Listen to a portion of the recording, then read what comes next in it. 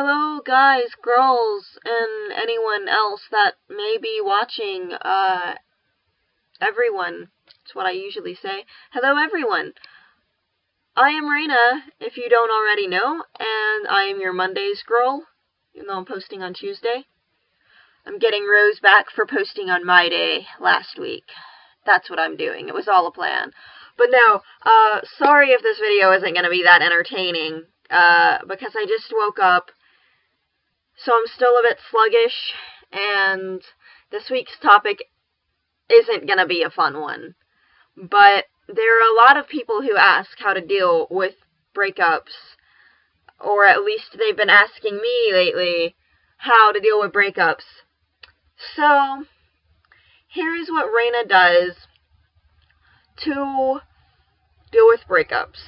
I usually first distance myself from the person, especially if we've had a long relationship full of things where I was constantly seeing them and, like, everything I did revolved around wanting to involve them in what I did. Those relationships, I distanced myself for quite some time. For instance, my ex-boyfriend, when I broke up with him, I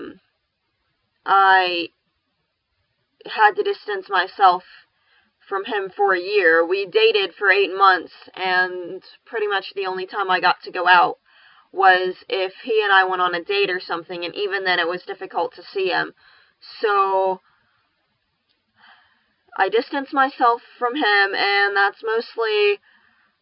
mostly did that more out of respect for him than myself, because it hit him a lot harder than it did me, which kind of sounds awful, but I deal with breakups a lot better than most people. Of course, I'm sure that I probably would, seeing as I am usually the one to end relationships.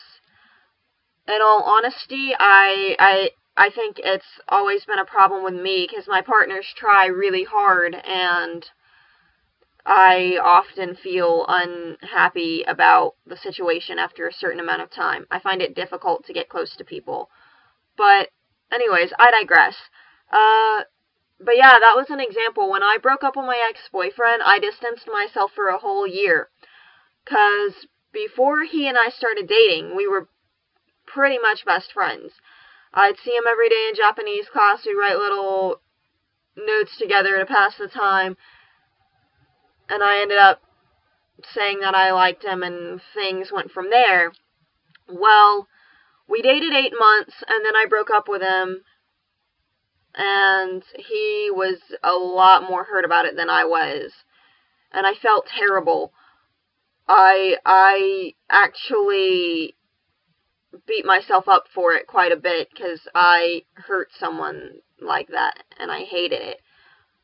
But that's how I dealt with that relationship ending. I distanced myself from him for a year, and then after that year, we both moved on, and everything was fine, and we're friends again.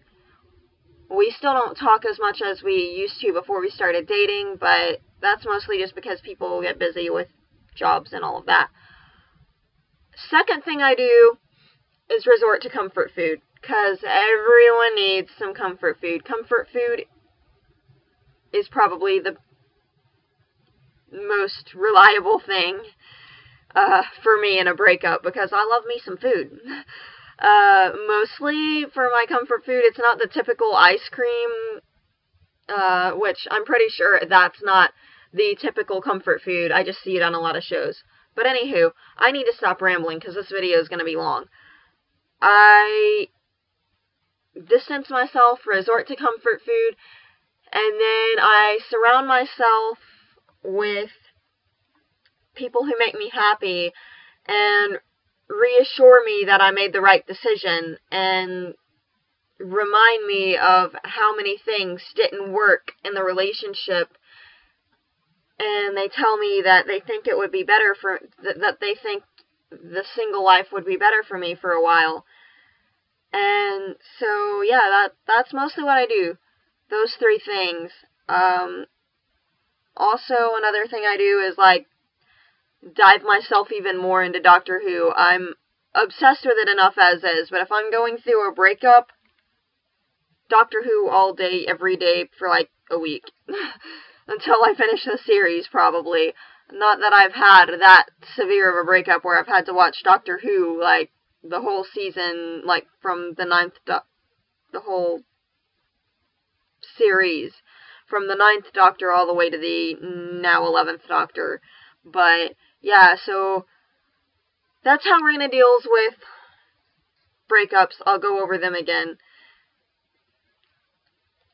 Distancing myself, comfort food, Doctor Who and other shows that I am obsessed with and make me laugh, friends that make me laugh, and another really good one that I forgot to mention is trying to think positive myself, thinking of all the doors that it may open for me now that I'm single, and trying to convince myself that getting out there and just flirting and, like, innocent flirting and hanging out and stuff, getting to know new people,